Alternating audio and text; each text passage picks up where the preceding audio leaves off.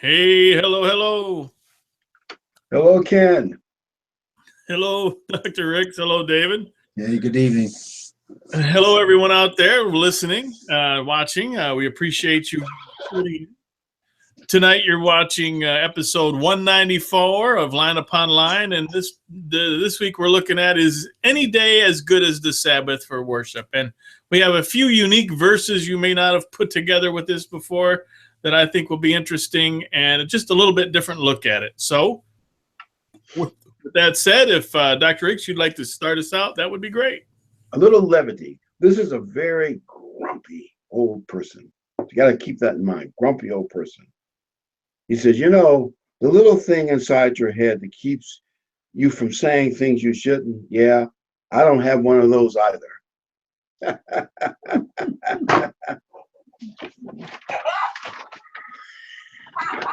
He says, I want to say every day thousands of innocent plants are killed by people that eat too many vegetables, like vegetarians. Let's end the violence. Eat burgers.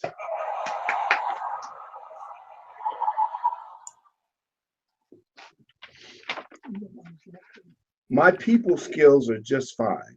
It's my tolerance to idiots that needs work.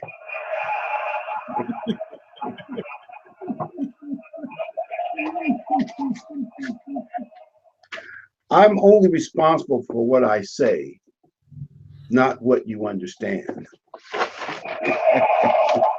That is true. That is so true. A lot of truth, isn't it? So when is this old enough to know better supposed to kick in?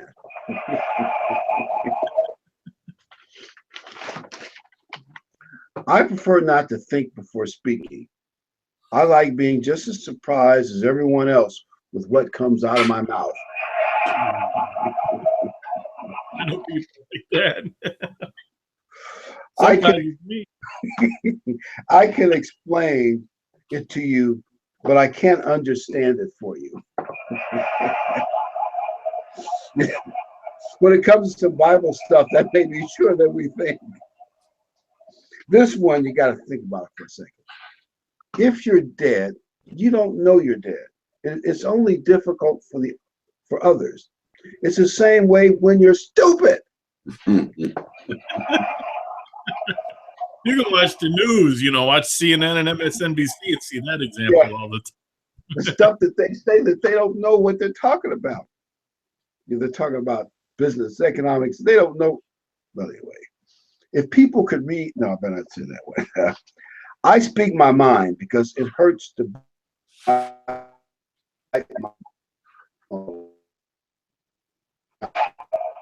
Don't confuse my personality with my attitude. My personality is who I am. My attitude depends on who you are. Now here's the last and final one, the coup. Sometimes I sit quietly and wonder why I'm not in a mental asylum, says the grumpy old man. Then I take a look around me and realize maybe I already am.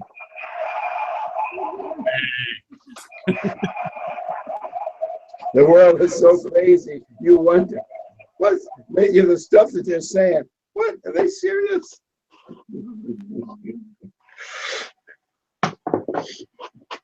Good to see everybody, Gary, and all the people out there in podcast land. By the way, Romans 14 is often mistakenly used as proof that there is no Sabbath law. The Sabbath law has been totally done away with. But the truth is, when you look at this verse and the whole section and a few other things more deeply, you realize that Paul was not undoing a law, and Sabbath law would be a big one, very big one to the Jewish people. They had laws around that law to protect it, and they still do actually in today's world. They still do. So it was one of the most important ones. But actually, what Paul was talking about was some who feared contaminated meat, information about when to fast, and most of all, his biggest topic was really tolerance. Christian tolerance over issues which weren't, we might call them minor or doubtful issues, not major issues, food and drink kind of stuff. And one thing I have noticed, and then Ken's going to read the scripture for it. One thing I've noticed that, and you all give me your opinion, weaker, newer Christians, at least weaker ones, tend to focus on food more than the deep spiritual things.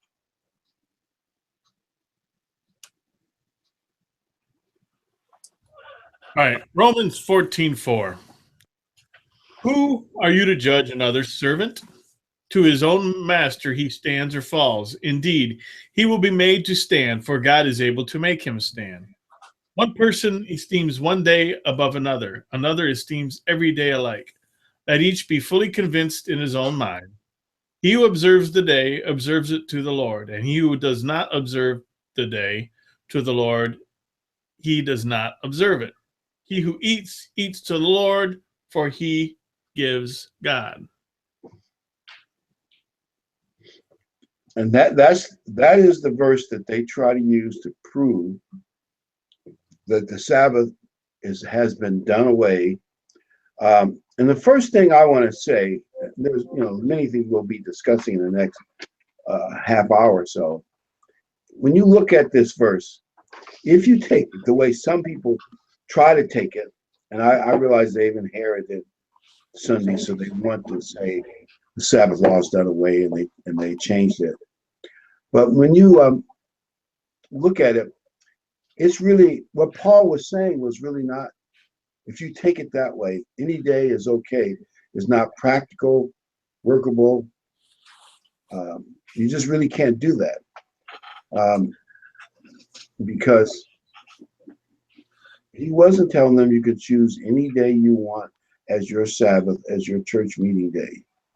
By the way, the word Sabbath is not in Romans 14:4-6.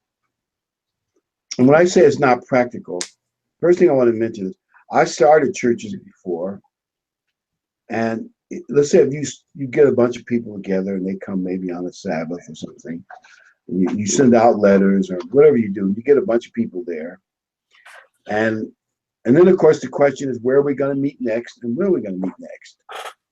Well, if you were to say, well, we can do anything we want. Some say, well, I want to meet on Saturday, I want to meet on Sundays. Some say, I want to meet on Friday. There might be some want to meet in the middle of the day, Wednesday or Wednesday night. And can you imagine saying, well, just anything you want? That would be total confusion.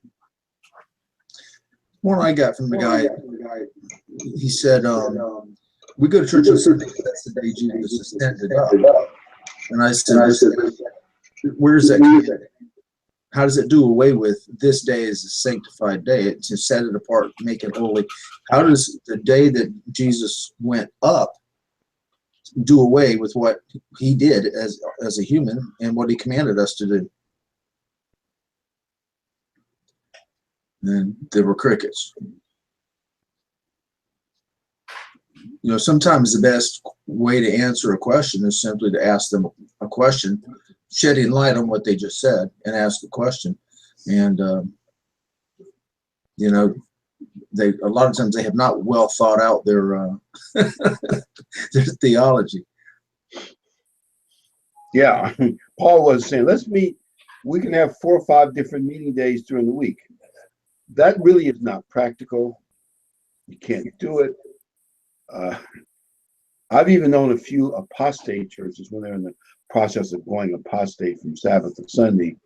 The ease people at first, they said, well, some of us can meet on Saturday and some can meet on Sunday.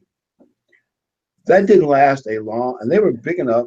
It didn't last a long time. I realized it was just a transition to apostasy, but even if they thought it was sincere, even that didn't work. You got to have a day to meet on. You call it a Sabbath, or we're going to call it. And you can't, Paul could not have been saying to people, any day you want is just fine. We'll all have different days. You can't run a church that way. No, you can't. And And I had a guy tell me one time, he says, it says pick a day to worship is what it says. And I said, show me where it says that. And he, obviously it doesn't say that anywhere. And I said, why would he just tell you, yeah, any day you pick, just pick a day is okay. After he said, these are the 10 commandments, and the biggest one in there is the Sabbath. There's more words in the fourth commandment than there are in any of the others. If it's just pick a day, why is the day that everybody picks Sunday? Right. If it's just pick a day, how's come there's no Mondays, there's no Tuesday churches, there's no Wednesday churches? You got, I think Muslims go Friday or something, but it's all Sunday. So no, it's not pick a day. They change the day when they don't have the right to do that. Well, whatever day that particular people keep, not only does the fourth commandment carry the weight that David mentioned that it did, but also in light of the fact that God said, I will know my people by the Sabbath. Whatever day you're keeping, can you afford to make a mistake? Can you afford to do it wrong when God himself says, I will know my people by the Sabbath? That's so true. Well, here's a point that many may not know. The reason Paul sent the letter to Rome, and the letter, Romans is a very basic letter, basic law and grace and little basic stuff. That's why it's such a good letter, learn about the basics of the gospel. He sent that because no apostle or major evangelist had been to Rome yet. You're going to say, well, how do they get a church in Rome? Because Rome was like the center of the empire in a big city. Many of the Jewish people and proselytes to Judaism would have gone to Jerusalem for one of the holy days like Pentecost or the fall holy days especially. And they no doubt encountered the great miracles and the preaching of the New Testament church. They're the holy days, and they thought, wow. And they told them about Christ, so I believe in Christ. So they went back to Rome and trying to get themselves organized. You realize all those Jews or proselytes would have been committed to the Sabbath already. Paul wouldn't have to tell them, when do you meet?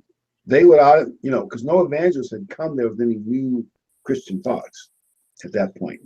Right. The letter was written to people who were converting from absolute debauchery to try to become Christian, and that meant things like the food laws, the Sabbath, the holy days. So he had to be very basic with them, and that's why the scripture, he says in Romans, do not let them judge you in food or drink, because they stopped eating and drinking like the other people did and started doing it like what people today would call the Jews do, because that is Christianity. So that letter is very different. When you read Hebrews, he's talking to people who are already had been grown up and had the Sabbath and holy days. He didn't have to talk to them the same way. And that's the problem. People don't understand who, what, when, where, why, and how. You got to know who he's talking to make it fit. By the way, let's go to Acts, the second set of slides, to see how Paul started a church. Because I think it's something that we need to just remember how Paul started churches. All right, Acts 13:42. So when the Jews went out of the synagogue, the Gentiles begged that these words might be preached to them the next Sabbath. Now, when the congregation had spoken up, many of the Jews and devout proselytes followed Paul and Barnabas, who, speaking to them, persuaded them to continue in the grace of God. On the next Sabbath, almost the whole city came together to hear the word of God. Could you leave that up for a minute? I know I can't mark it, but if you notice in verse 42, he started in the synagogue, and you'll see that in all Paul's evangelistic. He started in the synagogue. Who would have been in the synagogue but Jews and proselytes, or sometimes they call them God-fearers, who probably sat in the back of the synagogue. But the very fact that they were in the synagogue as proselytes, God-fearer, and Jews, of course, there were some Jews too, obviously, they would have already been committed to the Sabbath, because that's when they were there. And the same would have been true in Rome. And notice in verse 44, Paul didn't say, hey, about 15, 20 years ago, we all switched to the day of the sun god. You Gentiles don't need to come back, wait till the Sabbath. We can do it tomorrow on Sunday or the next Sunday.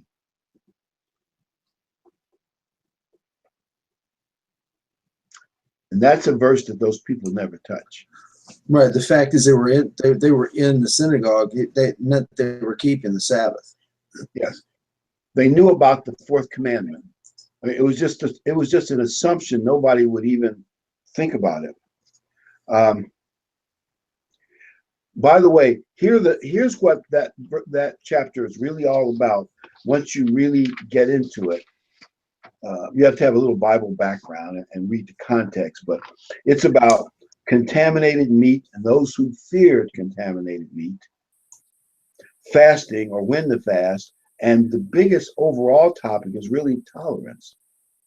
Tolerance. And we need more of that tolerance today. We can talk about that near the end of the thing, but that's what Romans 14 is all about. He is not, in some indirect way, trying to undermine the fourth commandment. No, Paul did not do away with anything that God instituted.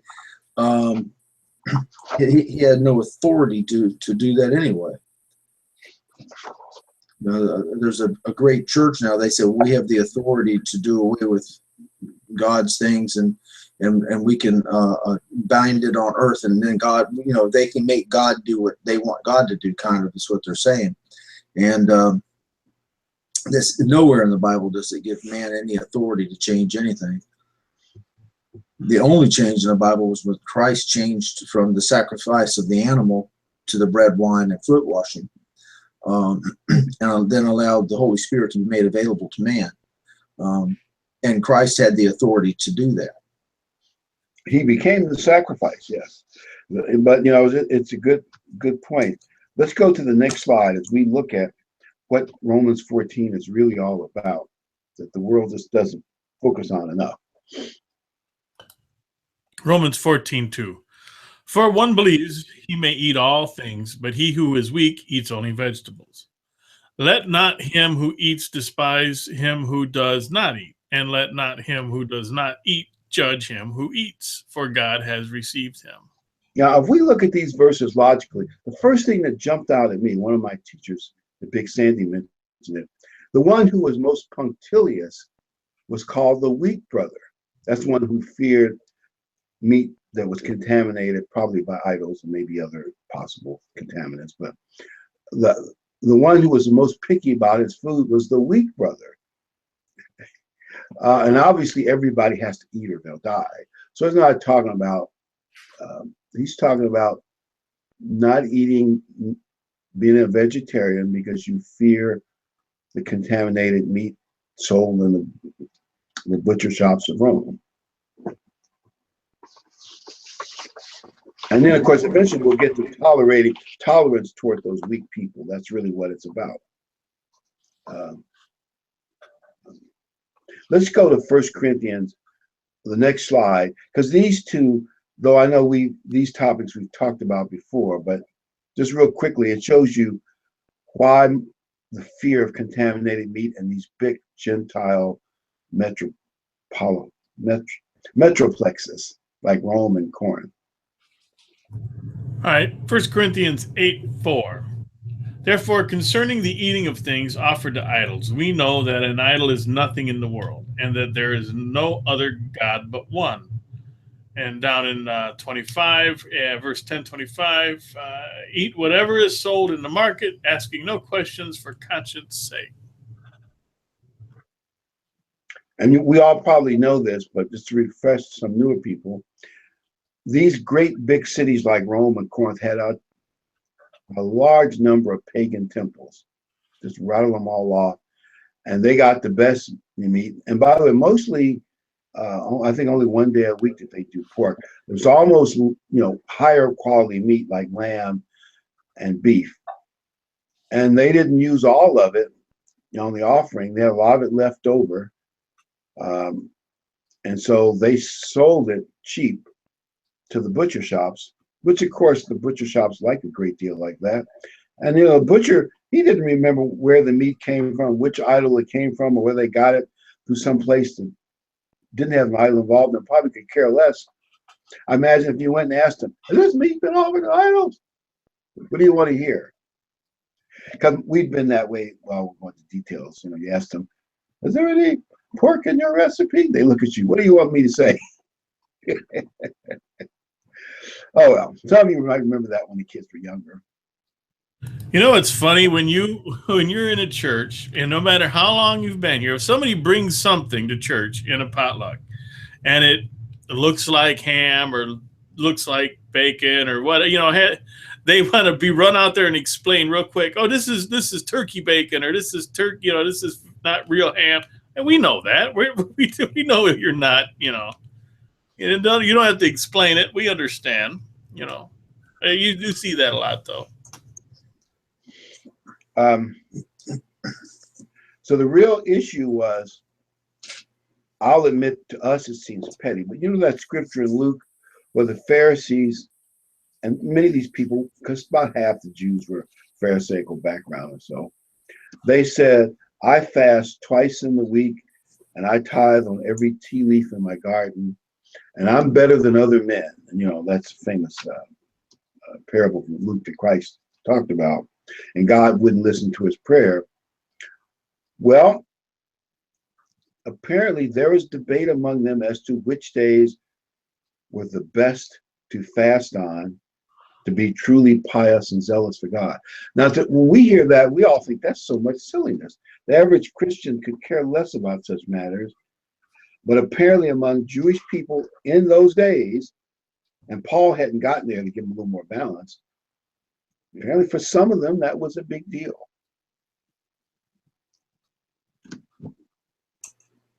They put a lot of emphasis on little things. A lot of the Jewish people do. That's why they make good jewelers and good bankers and things. So they overthink stuff. And you know, the last 20 years I've dealt with a lot of Israeli people, and they do have a different way of looking at things, you know. And I think if you get somebody in the position of a Levite or something with a very I don't know what the word is I'm looking for, very focused mind on these smaller things, that they could get carried away. You know, 600 and whatever, 15, 18 laws now just about the Sabbath itself, you know. That's way overthinking it. You know? Yeah. And it's like Christ said, you strain at a gnat and swallow a camel. I can easily see non-human nature. You get caught up in the picky stuff and the big things like faith and love and hope and forgiveness. You just kind of diminish those. I absolutely agree. I think we should have more sermons on love, you know. Go ahead. Sorry. Let's go. I'm going to describe the argument from silence because most people haven't thought about this. For instance, if Congress has not changed a law, like the healthcare law, the current law is still in effect. And you'll probably hear me be arguing that the next couple of weeks. But that actually is true of quite a few things in the federal government. Until the law is changed, the current law, or the one that's still on the books, until it's negated or altered, that law still is in effect. And I would call that the argument from silence. In other words, if you cannot find anything in the New Testament that clearly and definitively says the Sabbath law or the 10 Commandments total, whichever the arguments on both sides, have been done away, the law still applies. And that's called the argument from silence. But it really is very logical. Let's pull up the next slide. I just want to take a look at a few things quickly about what Christ did and what Paul did. All right, Romans 14:6. He who observes the day observes it to the Lord, and he who does not observe the day to the Lord, he does not observe it. He who eats, eats to the Lord, for he gives God thanks, and he who does not eat to the Lord, he does not give God thanks. Didn't I already read that? Yeah, but I want to emphasize, can you see the fasting in there?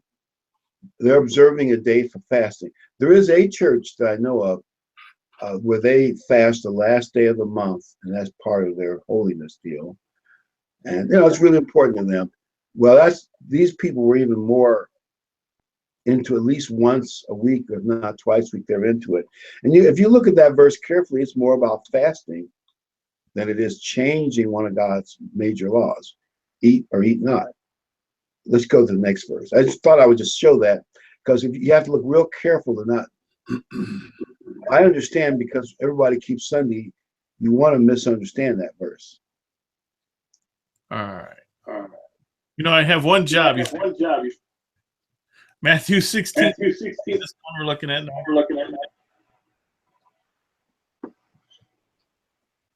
Matthew 6. Moreover, when you fast, do not be like the hypocrites with a sad countenance, for they disfigure their faces, and that they may appear to men to be fasting. Assuredly, I say to you, they have their reward.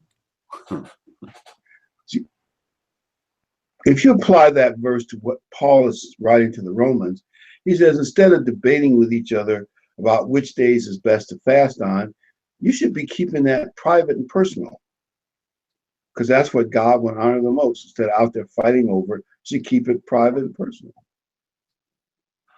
When you look at these verses, especially the last one we just read, it's obvious why the world doesn't get it. He's not talking to them.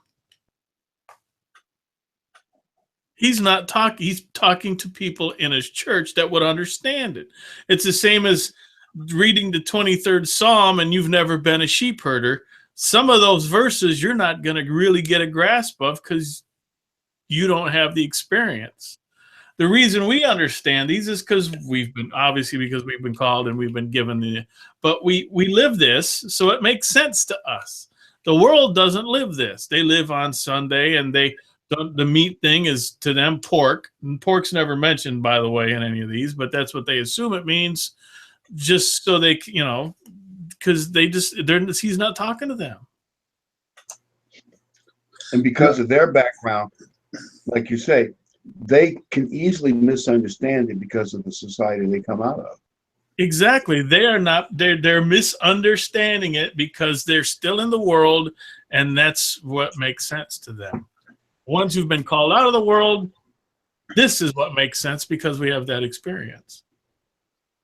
I have a student who goes to church every week. He and the pastor work side by side doing landscaping. And he looks at me, and I have a student that's converted to Messianic Judaism. He looks at me and he says, I would invite y'all over for a cookout, but I realize y'all can't eat cookout. Y'all can't eat grilled food. And we go, yeah, we can. He goes, but you don't eat pork.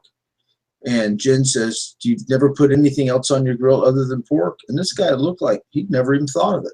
He never thought of putting chicken or steak or anything. It was just, if you get the grill, you put pork on it. In other words, when you say ribs, people think there's only one kind of rib. Right. I'm joking, but there are people, if you say ribs, that's what they think, right? That was the one Adam wanted back. Yeah, I ran into another one this week who didn't think pepperoni was pork. Oh, that's pepperoni. How do you know pork's in there? I'm like, buddy. And this guy he was a grown man, Yeah, it's pork. I'll skip it. Thank you. You plucked it from the pepperoni tree. Yeah. I know people are saying, by the way, we at one of our potlucks about a month ago, a lady brought pepperoni pizza, but it was turkey pepperoni. It is out there. You just have to find it. Yep, it's out there. Yeah, we used to get it when we were down in Canton. But when Paul was calling out those particular people for twisting up their face and things like that when they were fasting, he was speaking to people who have that experience. They do have that viewpoint. So why were they acting like that? It seems to me that there are a certain amount of people out there who want to call attention to themselves. It's like the ones that bragged about how much they tithed or how much they donated. And they put themselves up on a pedestal. What they're saying is, look at me here. This sacrifice is really hurting me. Therefore, I am really into it. I am really big on this. I'm really doing what I'm supposed to be doing. Isn't that the ones he was talking to? They're more righteous. They want to appear more righteous. Yep, absolutely.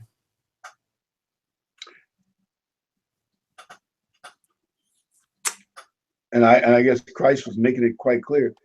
You think you're impressing God, piousness, but that's the only reward you're going to get, impressing other people, because you're not going to impress God with that kind of performance.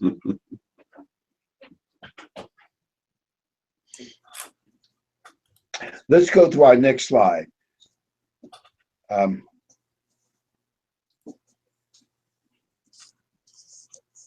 right.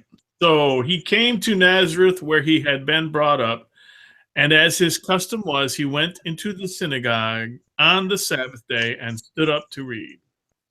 Let's go to the next slide as well. I just want to put a few of these up there. John 7:10, but when his brothers had gone up, then he also went up to the feast, not openly, but as it were in secret. The point I want to mention here is that they were out to kill Christ. I mean, they knew the caravan route and where he should be based on where he lived. And they had assassins, people out to kill Christ. He still went to the feast, which is an annual Sabbath, even though his life was on the line. I mean, we realized God was going to take care of him, but even still, Christ didn't do anything stupid. And I tell you, you think about an excuse not to go keep the annual Sabbath and Feast of Tabernacles, they're out to kill me. And he still went. That would kind of run some people off. I mean, you think about the best excuse I've ever heard not to keep the annual Sabbath was they're out to kill me. And he spoke at the feast. Well, if you go further in that chapter, some of the temple police were supposed to arrest him, and they came back to the high priest and they said, well, he was up there on stage. Why didn't you arrest him?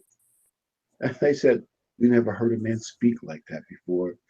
And of course, they got mad at the temple police for not arresting him. But I imagine if you were there, you'd understand it.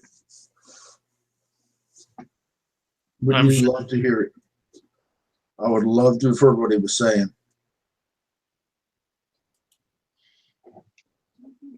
Yeah, me three.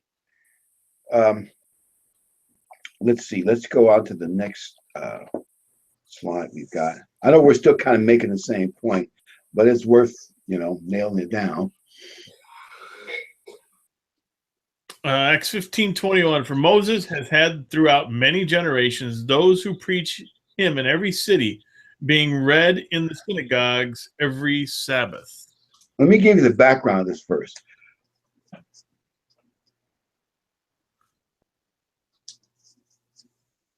To circumcised Gentiles.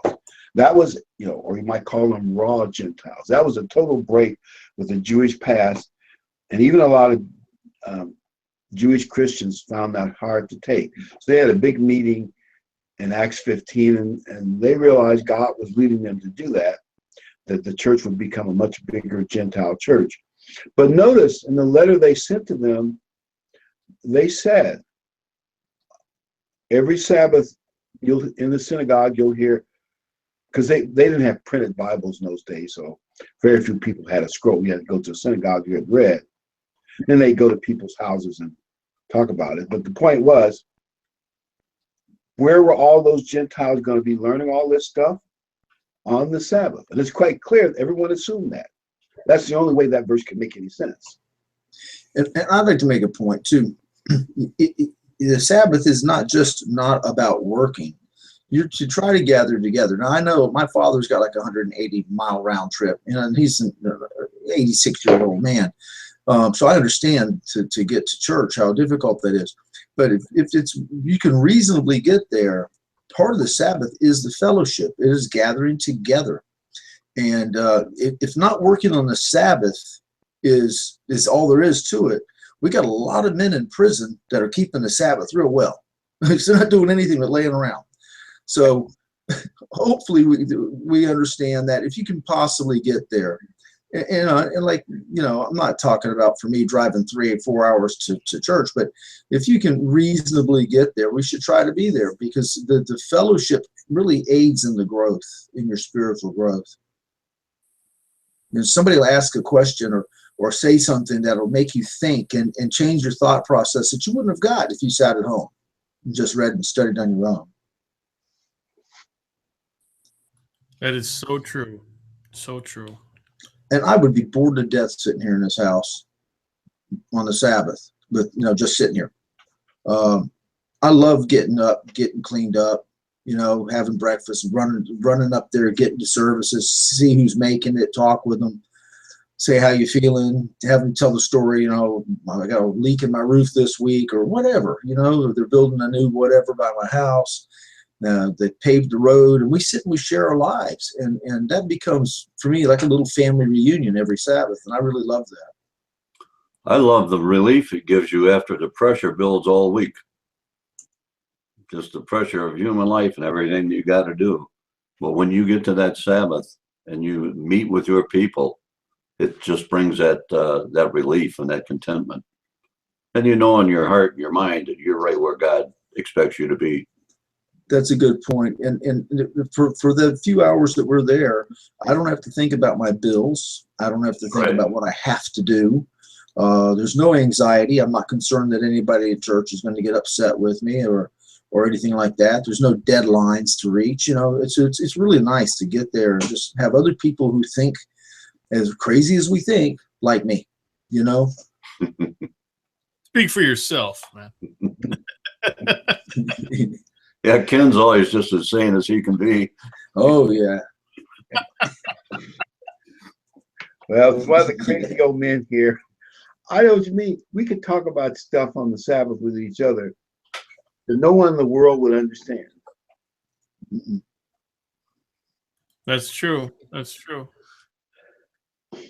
Something that is logical to us and simple to us is foot washing. The people in the world would be absolutely, you got to be kidding me.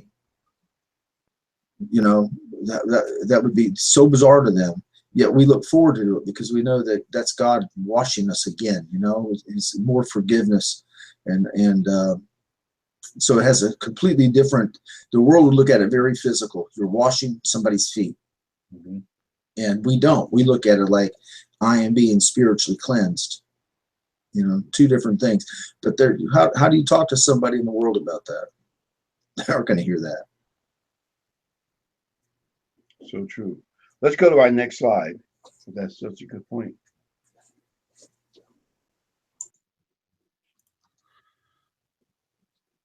Matthew 5:17. Do not think that I came to destroy the law or the prophets. I did not come to destroy, but to fulfill.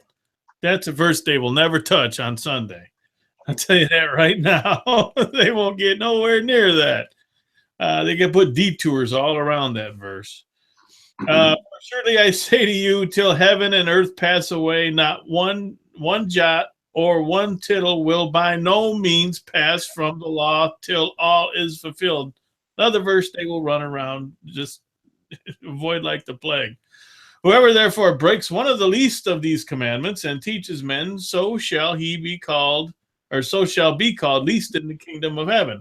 But whoever does and teaches them shall be called great in the kingdom of heaven. Go ahead, Ken. Sorry. I just said they won't get anywhere near these verses. Well, they can't explain them. Someone ask them a question. What are they going to say? Oh, yeah, you should show up you shouldn't be here today. You should have been here yesterday.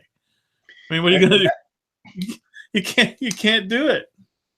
And that expression, till heaven and earth pass away. Well, the earth is below my feet, and if I were to look up, I'd see the stars. So therefore, the law hasn't passed away yet. By the way, I would even argue that when we become spirit beings, and when everything is played out, maybe then we'll need the law, but not because the law is bad, but because we'll be so spiritual, no one will have to tell us not to steal.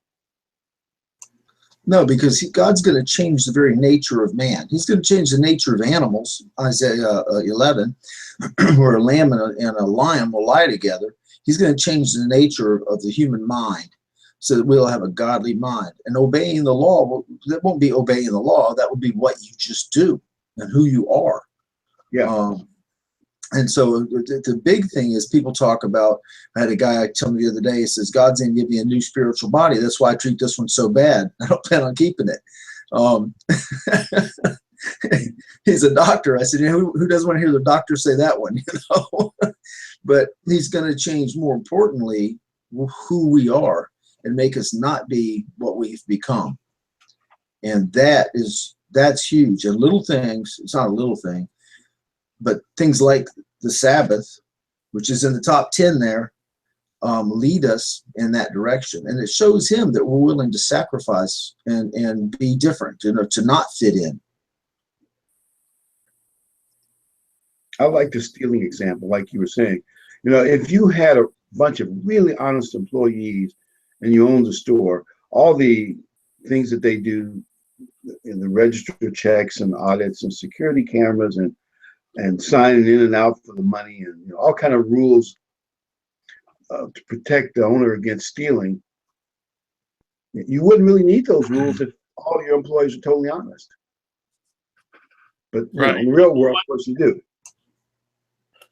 In some retail locations, it depends on the company and but 90%, and people don't think about it, of what you do in retail is controlling inventory, controlling cash.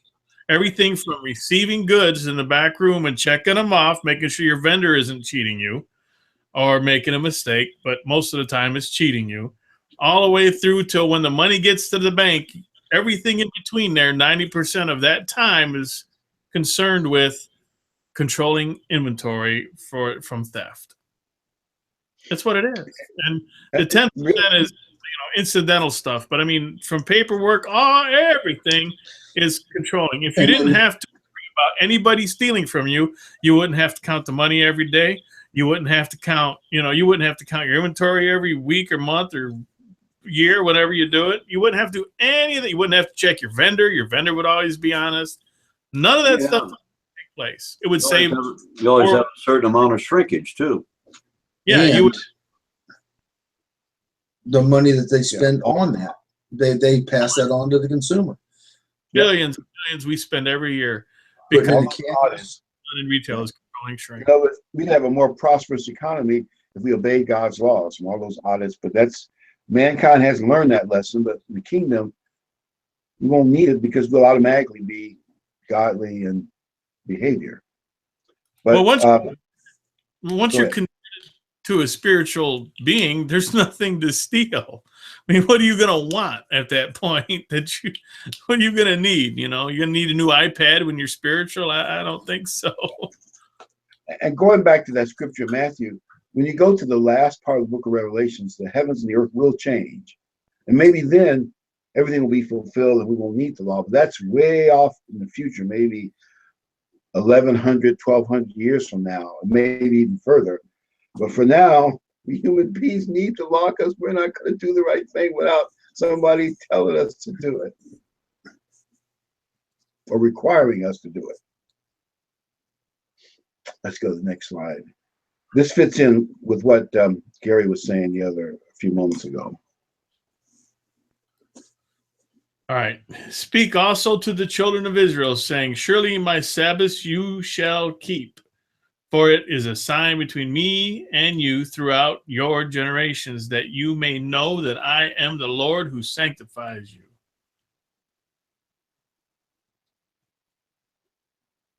Throughout your generations. How long is that? Long time. That was Exodus 31, by the way, verse 13.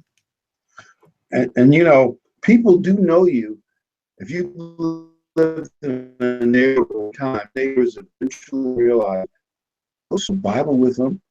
They're using Saturday for Sunday.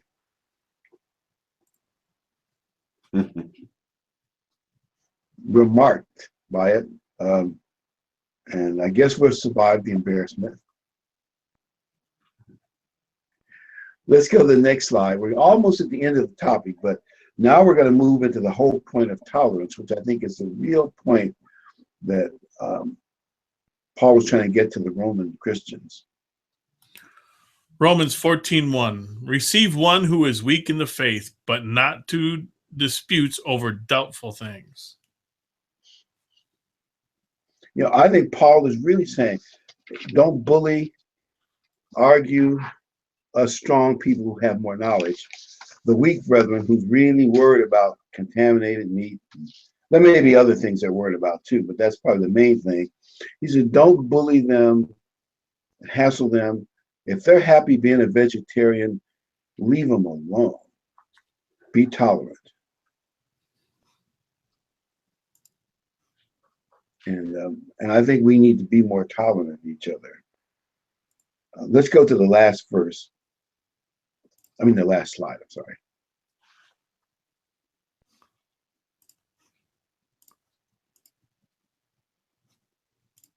There we go. Romans 15:1. We then who are strong ought to bear with the scruples of the weak and not to please ourselves.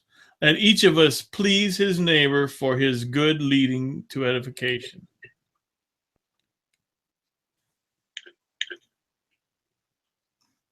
I really believe that Paul is saying we stronger people who aren't overly worried about the food contamination or being a vegetarian, who have more experience, we stronger people should be helping the weaker person instead of arguing with them or pulling them down.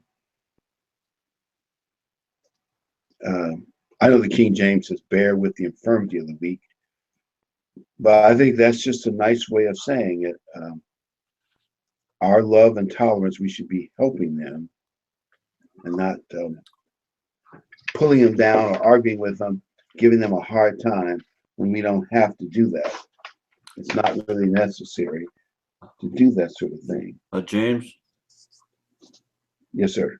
Where I work at, the manager of the store is a young fella. He's 32. In the last couple of weeks, he's discovered that he had high blood pressure. And I was worried about him. And I told him he needed to get in and get it checked and see what they wanted to do. And he did. They did put him on blood pressure medication. They also found out he had high cholesterol, and they put him on some medication for that. Well, previous to all this, he gave me a compliment. He said, "You look pretty healthy for your age." You know, and I said, "Well, if I am healthy for my age, I believe it's because a big part of it is because I follow a biblical diet. I try to eat what God would have me eat. After all, God designed the human body. We should take his word for it when he says eat this or eat that." Well, the nutritionist talked to him and told him he shouldn't eat too much red meat. He said, "Boy, I'm going to cut back on red meat." I said, "Paul, that same guy that I was just talking about says that you should not eat any pork and any shellfish, and I can take you right to the scriptures, and there's a whole list of things that you should and should not eat." And well, he came back and he said, "Well, I don't eat very much pork." You know, he admitted I was right, but he tried to minimize his guilt in it. You know, he said, "I don't hardly ever eat shellfish because it's too expensive." He says, "I got to have pepperoni on my pizza. Of course, everybody's got to have that." And I said, "I don't." But you know, people are taught that by professional nutritionists. It's okay to eat pork. You just got to cut back on your red meat and a few other things. By the way, maybe I can slip this little story in here. Did you hear about the octopus that tried to rob the party store? No. He didn't have a gun, but he was well armed. And by the way, don't eat octopuses. Bottom Yeah. all Oh, those no.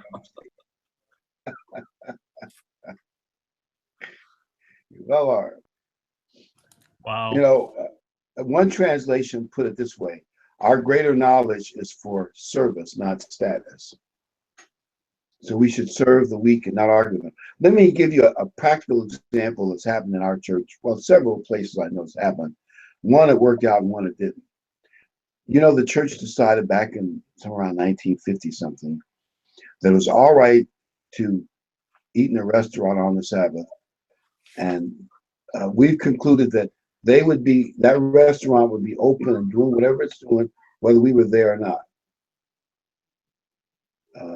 Now, maybe if we were half the town or half the state, that wouldn't be true. But we're small and scattered. That's never been the case. And if it ever did, we could have a lot of other options if we were half the town or half the state. But there are people who don't feel that's right, and that's another food issue. Our position has been that's okay with us. Just don't make it a big divisive issue and fight with everybody over it. I know one lady in our church a number of years back, an older lady. She's passed away now, but she would brown bag on some things we did, and a little bit harder on her for some things, but she did it. We didn't hassle her about it. She didn't hassle us about it. It was fine. Because apparently she grew up, she's passed away now many years ago. She was a fair amount older than I am, and I'm old, so you imagine. When she first came in the church, it might have been in the 1920s or 30s, way back then. And, and back then people had more of that perspective. Well, that's fine. We don't need to bug her about it.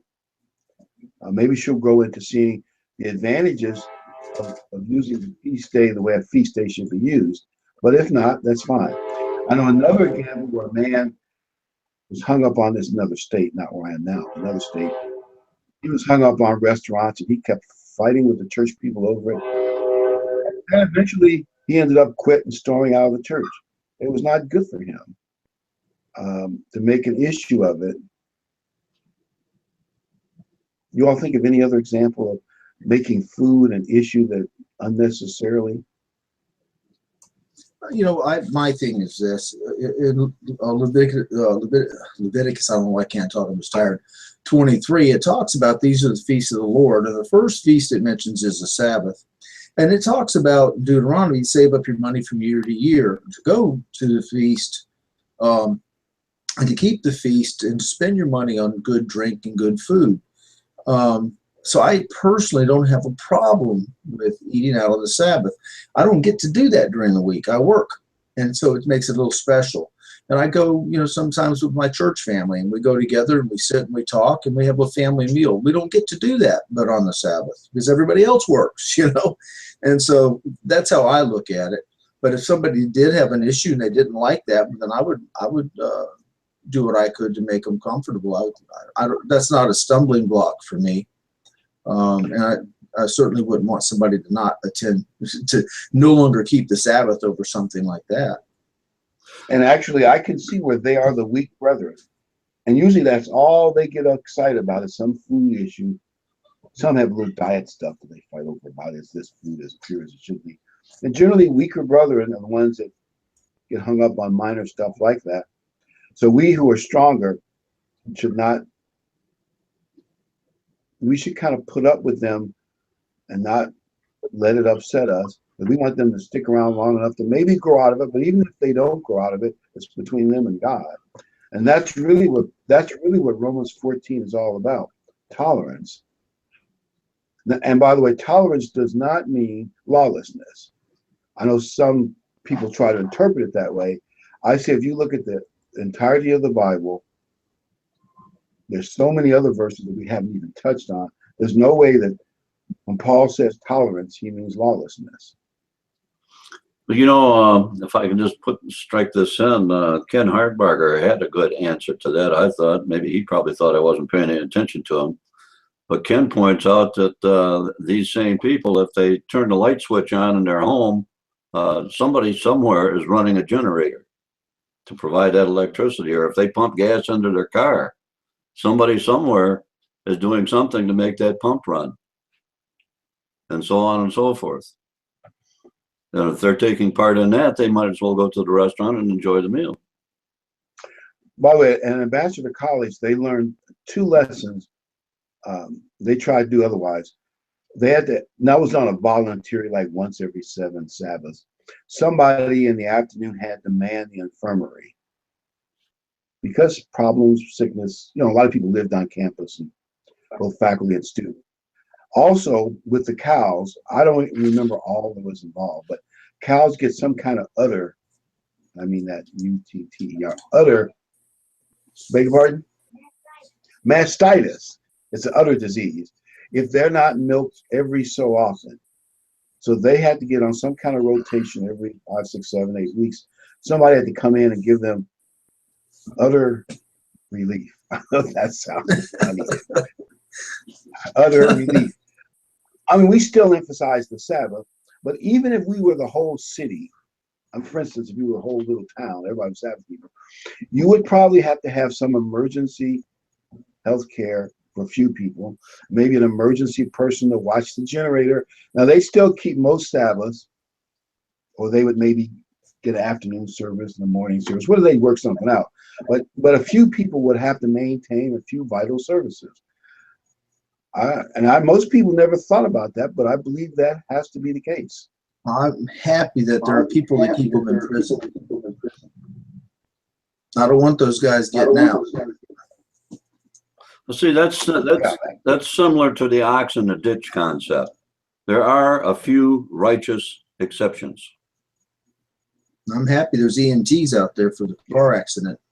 Or for me, I just like to trip and fall and break myself, and I could do that on the Sabbath, and I don't want to sit around for 24 hours with my bone not set where it should be, so that now it turns into surgeries. And by the way, God is pragmatic. You remember the scripture in Luke where Christ, a guy has this withered hand, which in those days was a big disadvantage, because there wasn't all these machines and disability checks now. And the guy couldn't work, really horrible life. And it was on the Sabbath, and Christ met the guy I assume, in the synagogue. And everybody knew that Christ could heal him. Even the Pharisees and the scribes knew Christ could heal him. So that wasn't even the issue. That alone should have told them something. But they watched him to see if he was going to rescue this guy on the Sabbath. And then Christ got up and looked at him. They probably said a little more than this, but he said, according to our rules, it's okay to help your animals on the Sabbath. Of course, that's money. That's why that rule was there. Couldn't I help a man who's a son of Abraham on the Sabbath? And he looked at them, and apparently the way they looked back at him was so hateful that I think it shocked Christ, the hate that he saw. And then, of course, he went on to heal the guy, and they left. They didn't say anything because they couldn't openly debate Christ on the issue. They looked foolish. But they went out of the meeting, and that's when they plotted to murder him. Now, you talk about getting your Sabbath priorities all mixed up. That maybe is the classic example.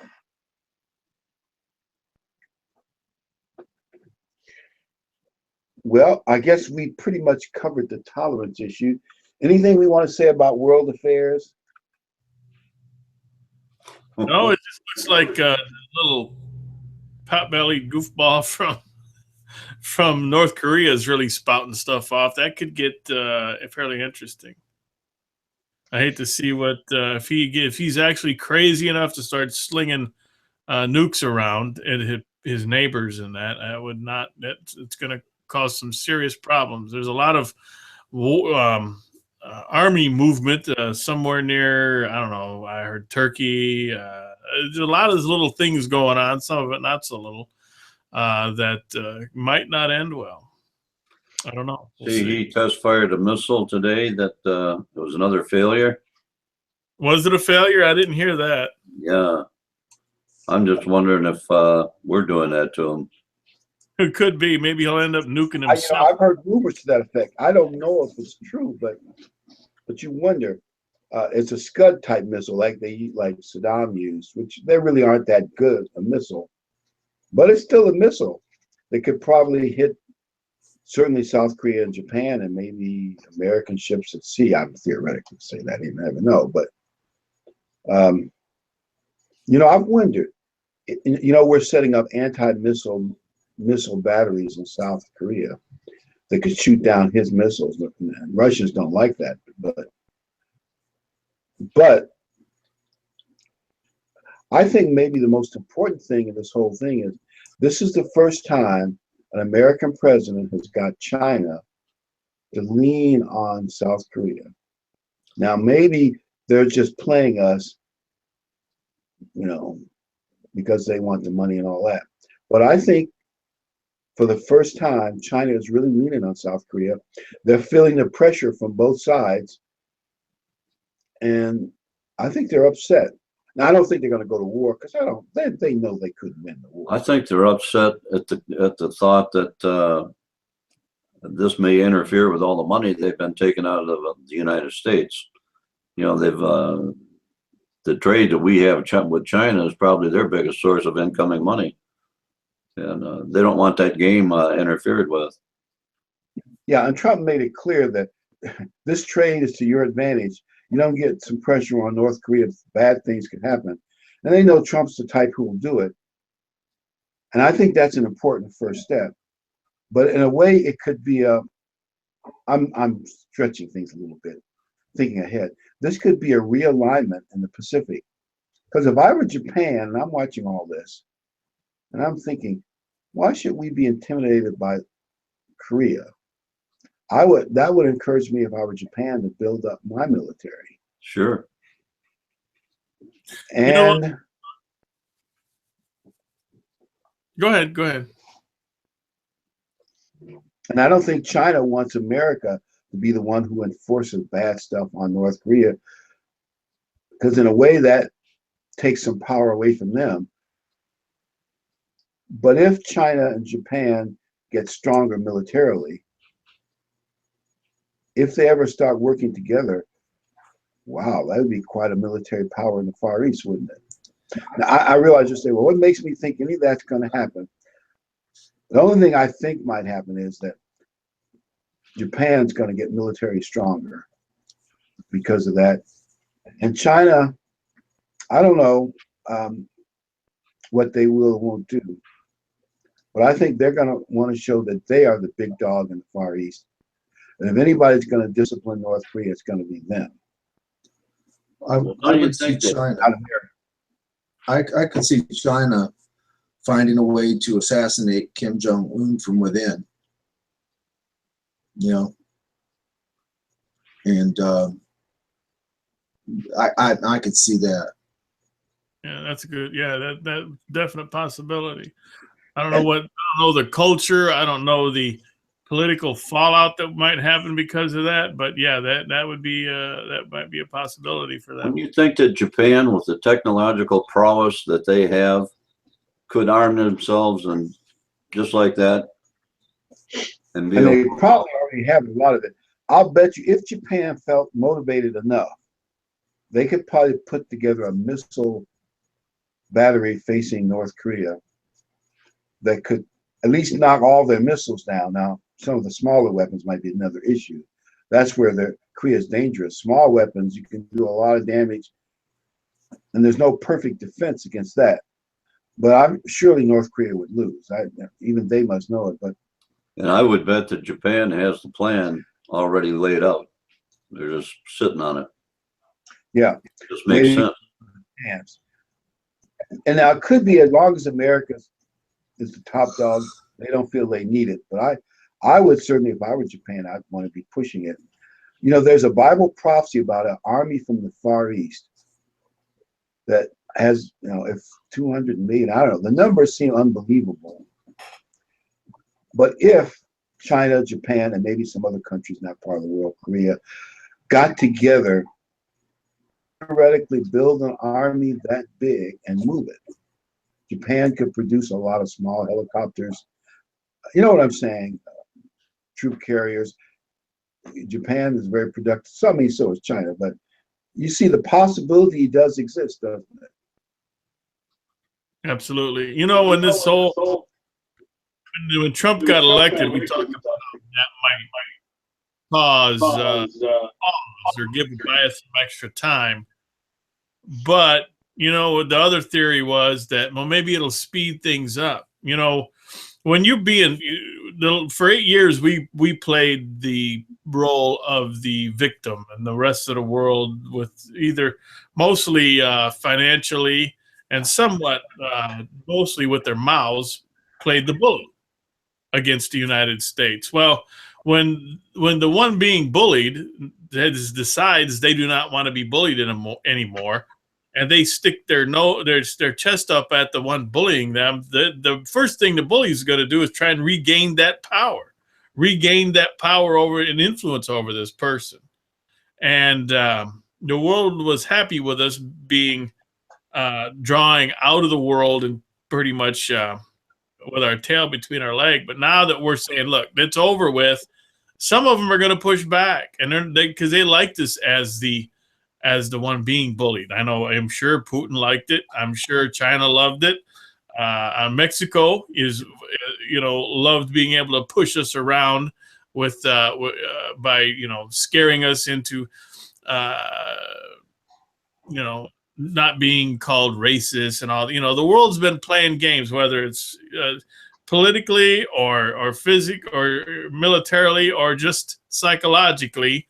And now all of a sudden, our leadership is saying, no, we've had enough. And you see the results. Usually when he does that, they cave. Canada caved and Mexico caved on NAFTA. But not every country wants to cave. Some countries are going to say, oh, no, we're going to we liked you where you were, like Iran. It's hard to say. I think, like in the case of Syria, they kind of caved. But you never know, like you say, what's going to happen. But I do think, in a way, Trump reminds me of Teddy Roosevelt, except Teddy Roosevelt was popular with the press. But except for that, there's a similarity between the two. Teddy Roosevelt they called it the Great White Fleet when the American Navy went around the world, and all of a sudden the world was more, I guess the world knew America was a powerful country, but I think he kind of showed it off in a military way, like in your face. The world didn't really see it before like that. And I kind of think that's what's going on. The world is seeing America's power again.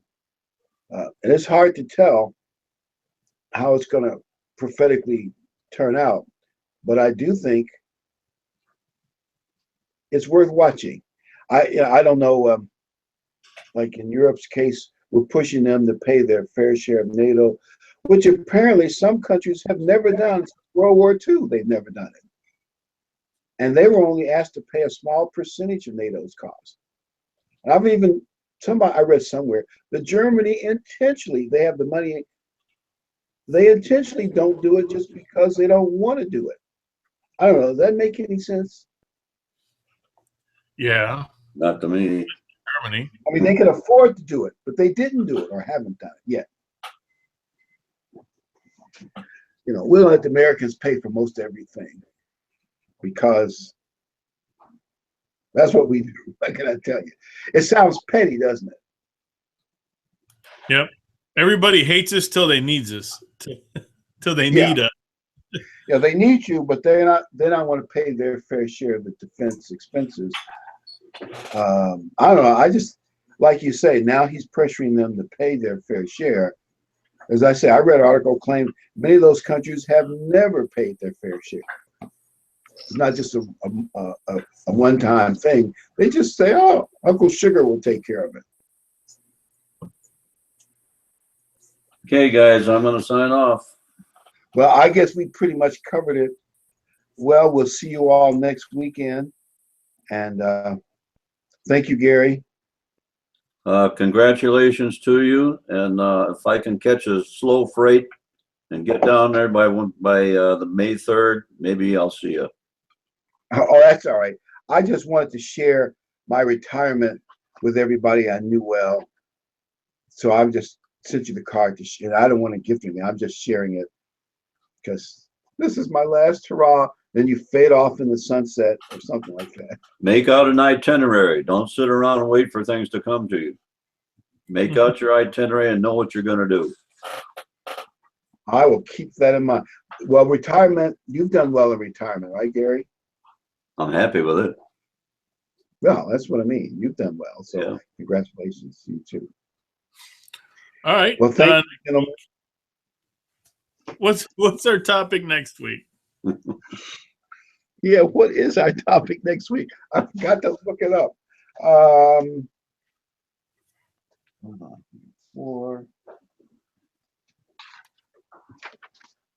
Here's the last page of that one. We maybe have to decide. I don't have it with me. The last one I had is the one that we're doing now. So we may have to come up with the next one is Romans 10:4. Understanding Romans 10:4. Is Christ the end of the law? I know it sounds similar to what we talked about, but would you believe people take that scripture to say the 10 commandments are done away? Romans 10:4. We may try to expand on that a little bit. I think we pretty much understand it, but we're looking at stuff that people use as excuses to do anything they want. Right. And maybe we could cut something else in there too with that one. So You've got to add something to it because most of us, we already understand that, don't we? yeah, we pretty well covered that one several times along with, this, but yeah, we have. So yeah, we may want to, I'd like to add something. Suggestions. I'd like people to send us suggestions on new topics, something different. And we would be happy to entertain those and look at getting some information, doing some research, and covering something different. Would you like to give them your email address again, Ken? Yeah, lineuponline2810@gmail.com. So lineuponline2810@gmail, or you can just hit me up on Facebook if you have me on Facebook. But the general one is lineuponline2810@gmail. I get them all. And anybody wants to send in a topic or a suggestion for a topic would be well appreciated. Well, thank you, Ken, for all your hard work. And our next event, Pentecost. You want to talk at all about Pentecost? Oh yeah, Pentecost. A letter will be coming out soon, and I'll maybe next time I'll give you all the motels and the room rates. I think Quality Inn is a good one to try for, and I don't have that phone number right. Oh, wait a minute. I do have it. For those who are interested in Quality Inn, I do have the phone number. If you want to call them, it's 270 area code 527-5300. And we'll be there. Well, I'm going to be there Friday night, June 2nd, but most people come Saturday, stay Saturday night, June 3rd. Check out Pentecost, June 4th. And then drive home that afternoon. That's what most people do. But certainly you could stay 3 or 4 days if you want to. That's 270-527-5300 Quality Inn. And I'll give you some other phone numbers next week. I've got them all here, but I don't want to do it right now. But Pentecost will have some great interaction and meals and sing-alongs. It should be nice. Thank you, Ken. Sounds good. Well, with that, we'll see everyone next Sabbath. Thank everyone for watching our program. And again, like I said, we'll see you next Sabbath. So good night, everyone. Good night. Good night, Ken.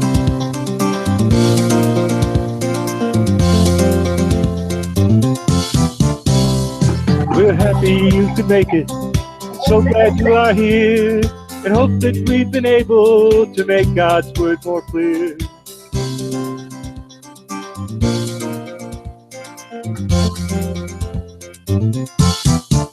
Until next time, may God be with you in everything you try. But for now, till next week, we have to say goodbye.